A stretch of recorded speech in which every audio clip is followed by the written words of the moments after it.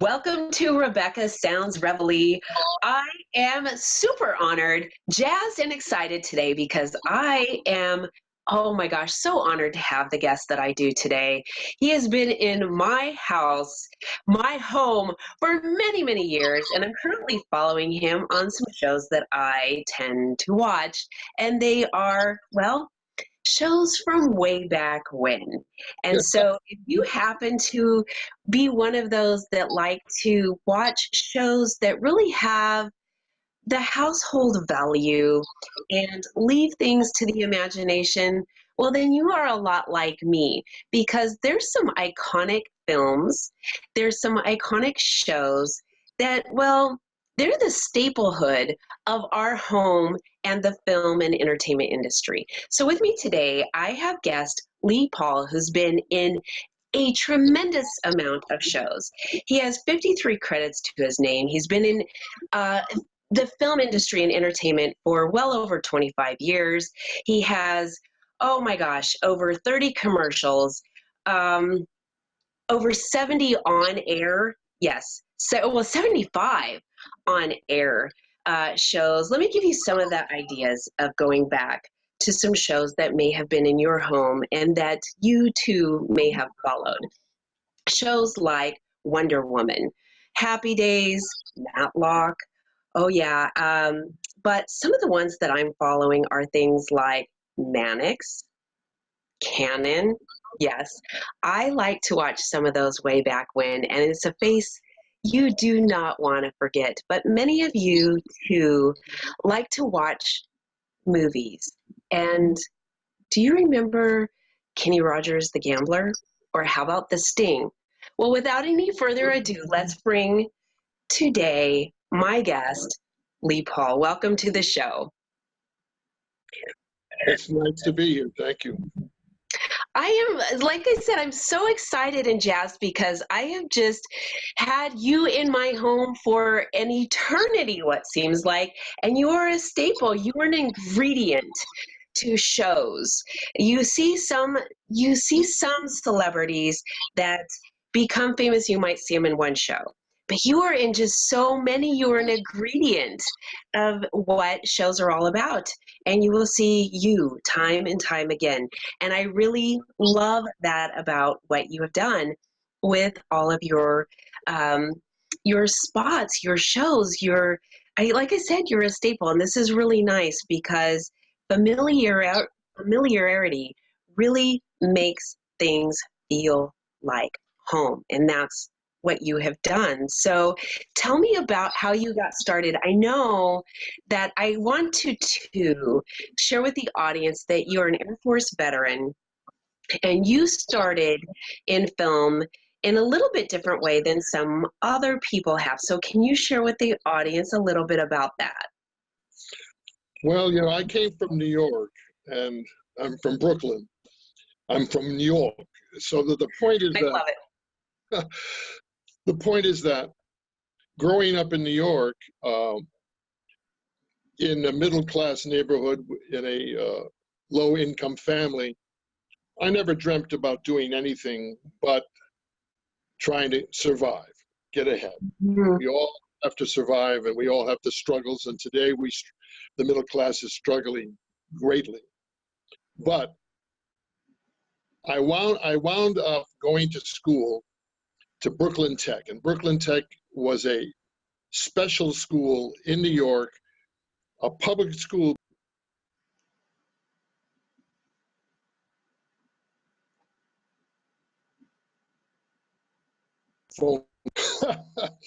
Anyway, you had to take a test to get into these schools: Bronx High School of Science, Erasmus, and Brooklyn Tech. Now, Brooklyn Tech was so advanced that the first year at college, and I got a scholarship to go to Marietta College in Marietta, Ohio.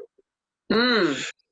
The first year, I had already done all the chemistry stuff already in high school, and I was bored to tears because I was always in the lab. And I found out that the petroleum engineering department actually went out on field trips, could get out of the lab and get out of the school and get out into the open And I said, well, maybe I'll transfer to the petroleum department. And I did that. And it was better. Now, while I'm in the petroleum department, I noticed, I'm a young man, I'm 16, I graduated at 20, because again, I skipped classes because of my Brooklyn Tech background. I wound up with a lot of free time. Actually, I took 2 degrees, one in petroleum engineering and one in radio, speech, and drama. The reason I took, the higher your point score, the more classes they'd let you take. I'm kind of like a wunderkind that slowly went into the intellectual morass. But the point is that at that time, I was a bright young boy, and there were more people on my block in Brooklyn than there were in the whole school. So to me, it wasn't a big thing. And I was running around, and saw some very attractive women, and I was chasing them as a freshman. And I wound up chasing this girl into the drama department. Now, I know nothing about drama, nothing. But I found out that she was always in rehearsals and always doing so. I could never talk to her. I could never get close to her. So I found out she was doing a light operetta by Minotti called The Medium. Very strange play. But I went up to the little guy who was the director and vocal coach of the school. And I'm 6'6", and he is 5'3". Oh, and my. I said, I'm going to be in your play. Because I wanted to get close to this girl. Sure. So he said, oh, okay. So he taught me enough vocal training to do the one line. And believe me, at my age, I can't remember yesterday. A lot of your folks that are older, sometimes we have trouble. Where's the keys? Where's this? That? I remember the line from 7,500 years ago. And it went like this. I think I can do it still. There, don't cry. You know that he's happier now than if he had lived. Now, see, we were going to this medium to try to reach our dead son. Not the brightest, cheerful thing. Anyway, I get in the show, and I'm enjoying it. And I'm enjoying all the camaraderie and everybody running around in the nude backstage and all that good stuff. And one day, on one of the performances, the girl who I was going to be chasing gets in my spotlight. Uh-oh. Kind of pushed her out of the way. And as I pushed her out of the way, out went the girl and in went show business. I love it. Because that's how I got started. I love it. What a story. And so that just took you on this journey that has led to so many opportunities for you. And what an incredible journey it has been. Do you have any favorite shows that you've done or parts? Of course. As a bad guy, big guys are bad guys. Okay. And bad guys die. I've died in the first 5 seconds, every minute in between to the last 5 seconds of a show, in every way possible.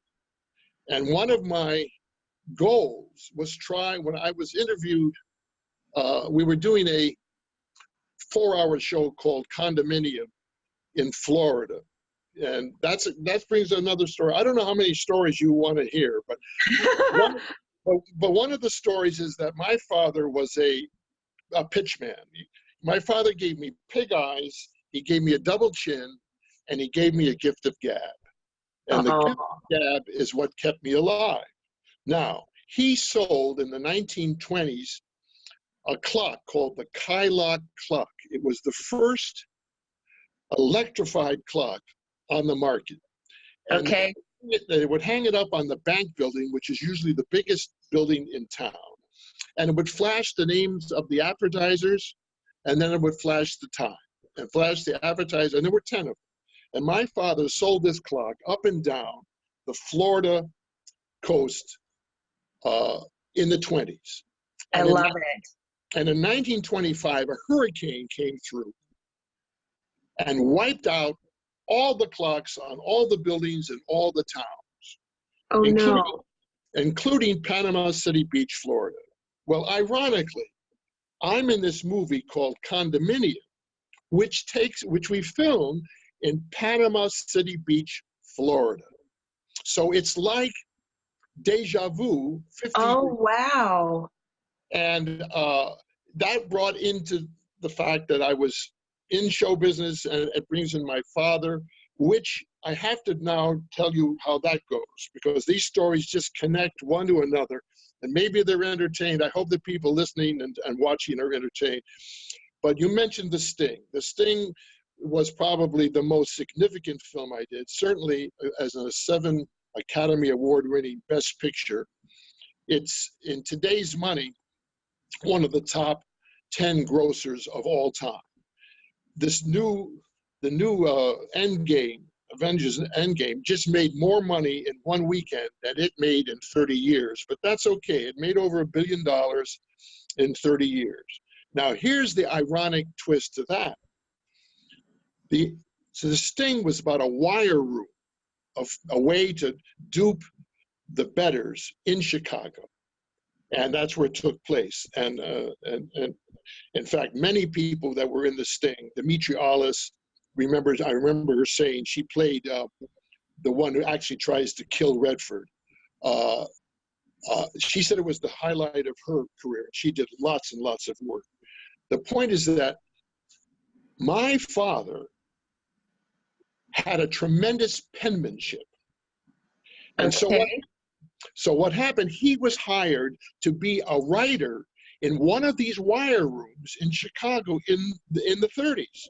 And he would write the name of the horse and the odds and the track on the board. Wow.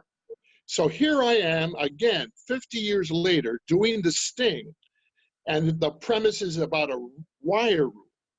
And it was astounding. Now, this ties in one more story, and then I'll let you talk, I promise. Yes, it's just really interesting. Mm-hmm. Here's what happens. I wrote this book. You mentioned a book. I wrote a book called Pitch, and Get Rich. It's called Success at the Tip of Your Tongue. And you can get it on Amazon. You can read a chapter for free, and if you want to pop for $9, you can read the whole book. But in this book, I use the fact that this episode of my father's life and my life were so connected. There are no new stories to tell about life and living, but there are new ways to tell it. And that's what this book does. It uses show business stories to tell people, give them an idea of how to improve their speaking, their vocabulary, their ability to stand up and speak for themselves, stand on their own 2 feet. It says bitch, pitch, and get rich because everybody bitches, it seems. But few people try to do anything about it. This book says, if you bitch, you owe it to yourself to try to pitch a better idea. And even if your idea fails, you'll get involved with life, and the riches will be in the involvement with life, and sometimes in your pocketbook, but not necessarily. Now, I got to give you this last tag to that story. My father is in the wire room, and his name was Leon. And some guy says, "Hey, Leon, go get us some deli." Well, there was a delicatessen around the corner. So he goes down to the delicatessen, and while he's there, the place is raided. So he comes back. Are you still there? I'm here. Okay, no, I heard a beep. So it's raided. Now he comes back with the sandwiches, and there's a cop at the door. And he says, "You work here?" And my father says, "Oh, no, I'm from the deli around the corner." He said, "Well, this place has been raided. Get the hell out of here." He says, "Okay." He said, "Would you like a couple Braunschweiger on rye?" And he leaves. He escaped. So that's the tie-in to show business, my book, The Sting, and now I'll let you ask another question. Well, you know, Lee, that's pretty fascinating to think about how, and let me ask you too, and I don't mean to bring up something that, you know, can be very emotional, but Did these things tie in after you had your father's passing or prior? Well, another thing about our family, and this may ring true to a lot of families, we were very disjointed. We weren't very close. I left early on. I told you at 15, 16, I Okay. was already on my way to college. We never stayed very close. In fact, the only time, another story, I guess, you know what? If you want to know what you look like when you get older, and I'm certainly that now, you have to, you have to look at your parents because you're going to look like them. I don't care how good looking you may be. If your father was not that good looking, you're going to wind up not that. It's so true. And that's what happened to be. The only time my father ever acknowledged the fact that he wanted me to be a sports guy. And that brings in another story. The point is that at 6'6" and athletic, I trained for the pentathlon while I was a young man in New York. The only problem is I could broad jump, I could run, I could throw the discus and the javelin, but I couldn't high jump. I couldn't get my big butt off the ground. And so that did not work out.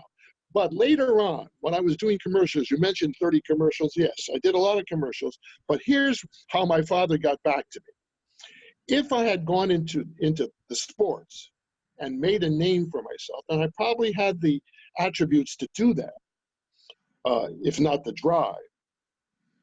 I could have walked into show business, and there are so many sports stars that are spokesmen Sure. in show business. I did a commercial for Craftsman when they were with Sears. Sears now is in great trouble, and Yes. they've lost Sears, and the world has changed. But I did this commercial, full commercial, makeup, the whole thing. Got paid for the commercial. I'm waiting for it to get on television. I finally see the commercial, and I'm not in it. Merle Olsen, the football, What? is in it. It turns out they did that just as a test to show Merlin Olsen what to do and how to do it. You got to be kidding. So I didn't get a dime for the run of the commercial. But that brings in one more story. B.J. and the Bear. Yes. I don't know if you remember B.J. and the Claude Bear. Akins. I met him. I met him. Anyway, I did 6 of those shows, and my part was Frenchie. But the point is, the part was originally written for Andre the Giant, who was a big wrestler. Okay? Oh, wow. Now, they wrote this sequence with him, and he destroys the set at the end of the 6 shows. And they bring him in, and they say, Andre, we've got this great part for you, and we want you to be in it. And he says, how much does it pay? And they tell him, he says, are you kidding me? I've got more money in my pocket. And he walks out. So now they have this 6 shows with Andre, and they don't know what to do with it. So guess what? They hired Lee Paul. At 6'6" and 250 pounds, I wasn't as big as Andre the Giant, but I was big enough. Yes, yes.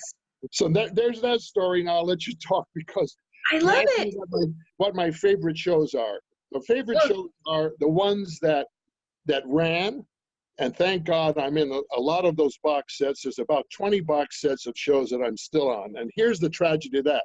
If people out there think, oh, this is fun, this guy had a great life, I'm going to go into show business. Let me just tell you, it ain't easy, but today, all those shows that lots of people, including yourself, thank you, said they loved and liked, and the people that they were in them, they respected and liked, earn you nothing.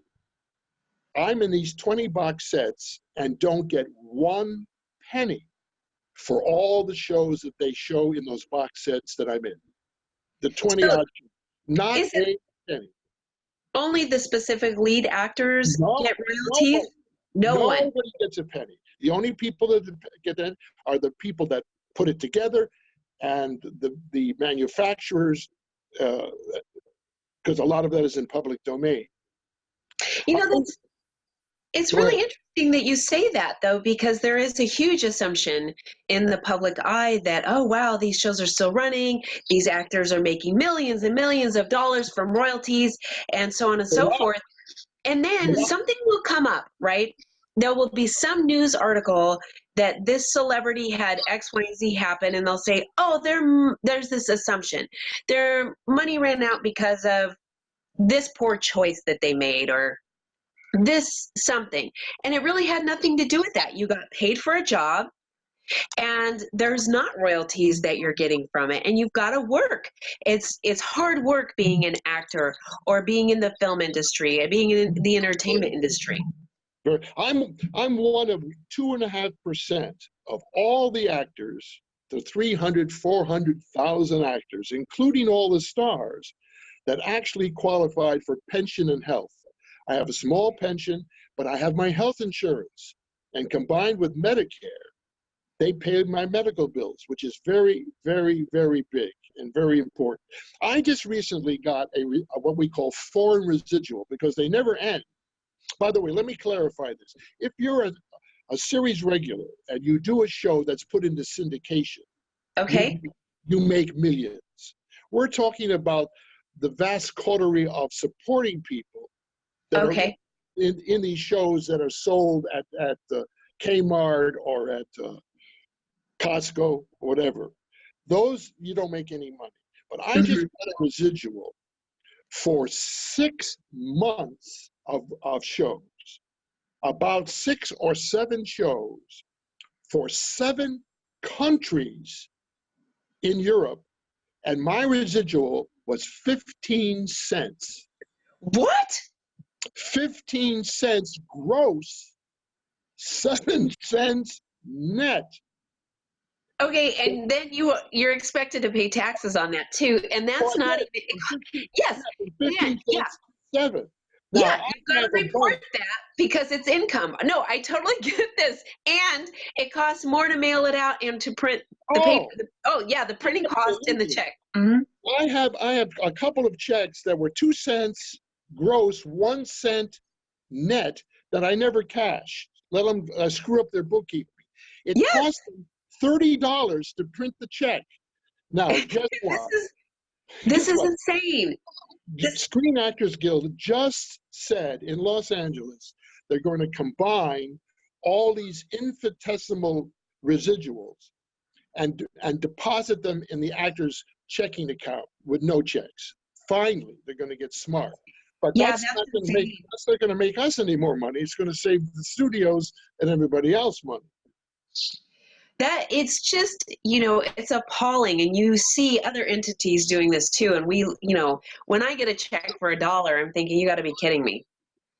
I mean, it's unbelievable. But to hear this for 15 cents, that's your gross. 7 cents is your net. This is just, or 2 cents. I mean, come on, you've got to be kidding me. Now, let me just say this. Maybe this is taking it away from me for just a second, because I am just an entity that's a reflection of the industry. I am a character actor, a supporting actor, and without supporting actors, we wouldn't have the shows that we have. Everybody can't be a star. Well, that's why I'm saying you're a staple. You're an ingredient in the home. I mean, I know your face. You're there. You're in my brain. Well, I'm glad for that. But I will say that I've already now I've done something that happens to me when my wife has said that when I die, she's going to put on my tombstone, "Have you forgotten any items?" Because I never remember everything. So I don't remember why I started this story. Well, I'm going to go back to something, Lee. I'm going to go back to something I asked you earlier, in that I just wondered about how interesting it was that the things that happened on the story with your filming in Florida and the sting, and how those intertwined with the past experiences of your father and your life, how interesting it was that they sort of intermeshed. and they really brought something to your life. And I mean, I just thought it was really phenomenal. And I just wondered, if he had still been alive or if it was after he had passed, and how much that really, I just thought that it was just so, so connected to have that happen. Well, Yeah. not being that close, I will share something to you on how the sympathy and empathy of the industry has changed so dramatically in the last 40 years or so. My real brother had brain damage. He was born cross-eyed. Today they do it in the office. 10 minutes is nothing. In Brooklyn, you go to a clinic. He went into a coma. He came out 5 years later, an idiot aunt, and the child, mind of a child. It brings to mind the Hoffman film that he, I forget it right now. Anyway, the point is that. Oh, yes. Mm-hmm.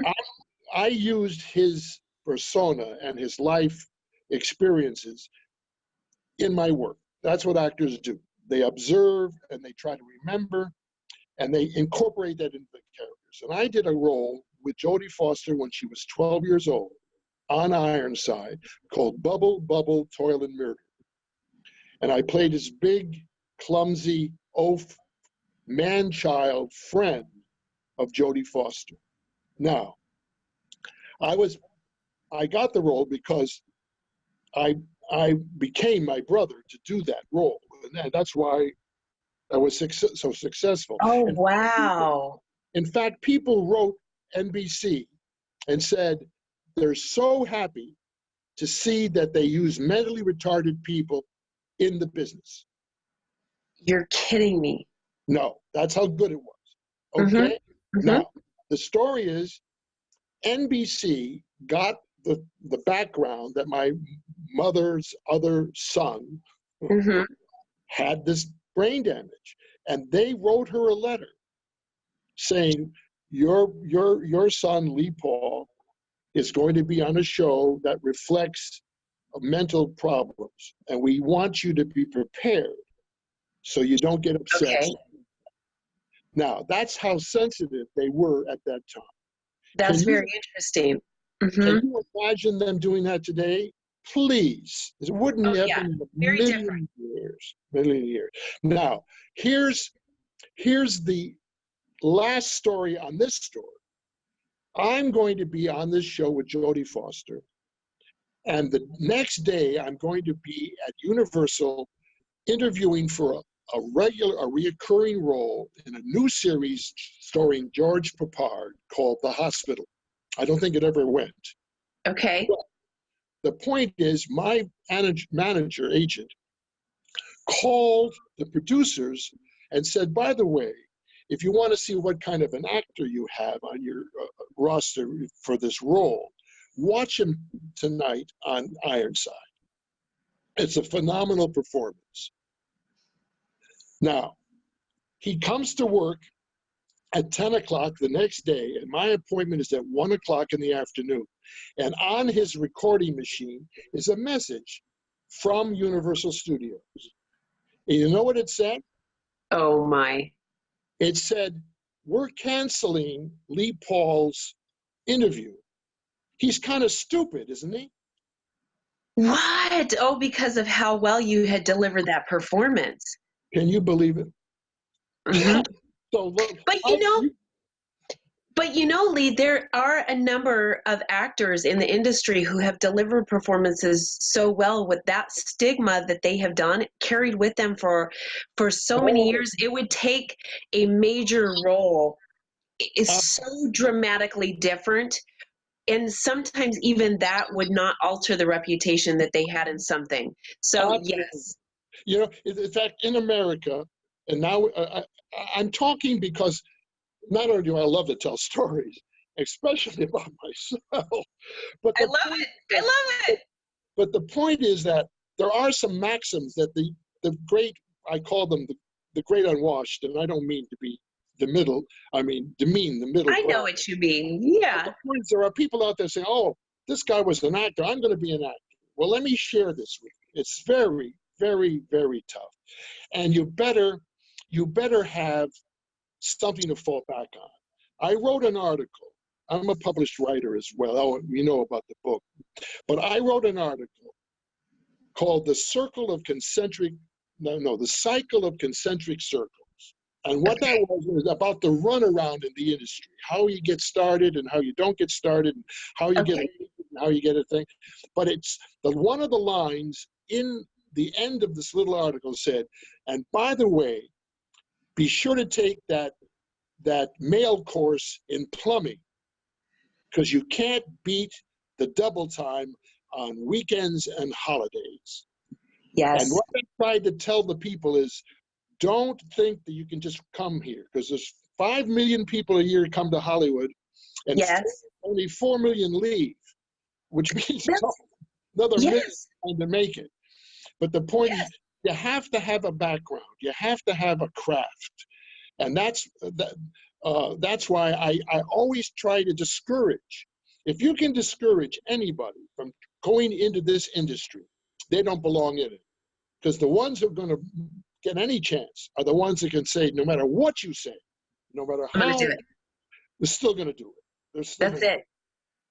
You've got to have the drive, the passion, and the forbearance and perseverance to continue to pursue it, because this is something that, I mean, you really have to keep going. It is, like you said, it is something to really strive for. And I would like to say too, Lee, that is a really good philosophy to have in anything that you would like to do, because in the world, we have so many people in the world and so many positions that are available. But not only that, if you want something, you really need to go for it. And you really need to not give up, and not give up easy. And when there's hurdles, that's what they are. They're hurdles. That doesn't mean that they're insurmountable. They're just hurdles, and you can get over them. I really am excited about all of the things that you've done, and I want to know about the things that you've got going on now. Well, one of the reasons I'm talking to you, and one of the reasons I'm sharing my universal philosophy about acting and as you say, having the drive to try to get to do what you want, is the fact that I'm trying to come back. All the shows that you talk about and all the shows that people can see on Google and the IMDb Internet Movie Database that I've done are all in the past. And so today, I've been out of the industry for 30 years. In fact, I can't believe it. I know, because you keep seeing the pictures and we forget. But my new agent said, well, tell me about yourself, because they brought me in to sign me. And I said, well, the first 30 years I acted, and the last 30 years, I learned about life and living. Oh. And that's what makes a good performer. So when you ask me, what do you have in mind? I have in mind trying to get a new opportunity to share the life experiences that I've gone through, coupled with the craft that I have had and developed through the years, and the old gift of gab, and make another impact if I can. You know,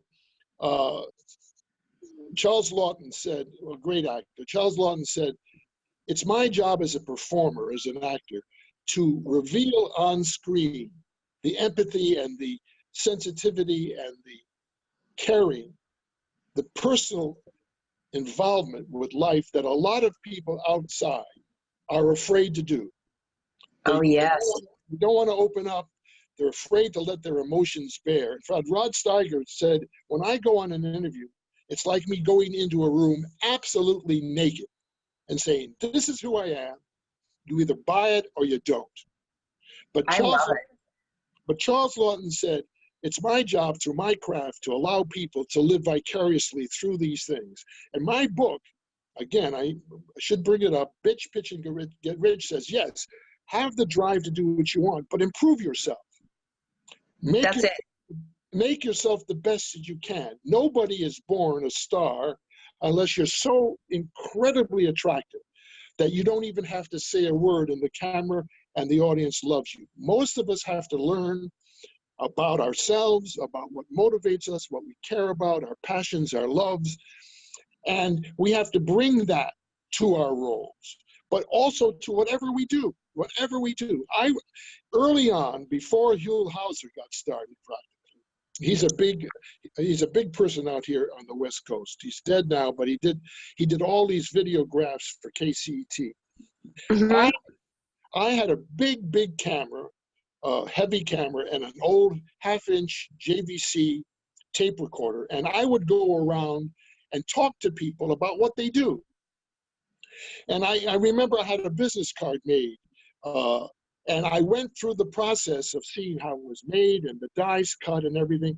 And I talked to this guy, and it was the first time in his life that anybody had asked him what he does and how he does it. Oh, And interesting. he went on and on. He got so excited about what he did. And that's what we need to do. We have to be excited about what we do. Yes. We just wait for somebody to come and ask us. We have to have the passion and the excitement. Then we have to have the skin, the tougher skin, to be able to survive. I agree 100%. I want to thank you so much for being on the show with me today, Lee. I'm really excited about some of the future things that you have going. I definitely would like our audience to get a copy of your book, because I think, especially with the direction of what I share with the audience and helping them to achieve their goals, helping them move forward in the direction that they would like to go, and also sharing that with their friends, family, coworkers, and everybody that they know, because I like to see people healthier and happier and moving forward. And you're doing the same thing. And I am really excited. And I'm so honored that you are a guest here and I get to actually talk with you today, because you have just been such an icon in my world. And I thank you so much. And I thank you. Just have them buy the book. Yes. I don't care what level of experience, what level of success in their life, there's a kernel in there that will improve yourself as a human being and your communicative spirit, and you're willing to take risks. So I really believe in it. It was important when I wrote it as a cathartic exercise in me. I was down and I needed to bring myself back, and we all need to do that. We all get down and we all get depressed, but we have to find inner spirit and inner caring and inner love to bring us back. It's true. And where can the audience get in contact with you and get a copy of your book? Well, they can go to Amazon and just go to Amazon books and look up Bitch, Pitch, and Get Rich by Lee Paul. The rest of the public can find what I did in the past, and maybe this little moment, a slice of life, will show them what we're trying to do, because we're always trying to improve. We're always trying to stay alive and involved. Yes. You don't get old unless you give up on life. That is so true. What words of wisdom is that? And I want to thank all of you for tuning in today. You can find more about Lee Paul on IMBD. He's all over the internet. I mean, he's everywhere. You can find him on social media as well as on our site. And you can get a copy of his book on Amazon as well. But you'll be able to find out more information. Please share this with your friends, your family, your coworkers, and everybody you know. I appreciate you tuning in every week. Thank you so much.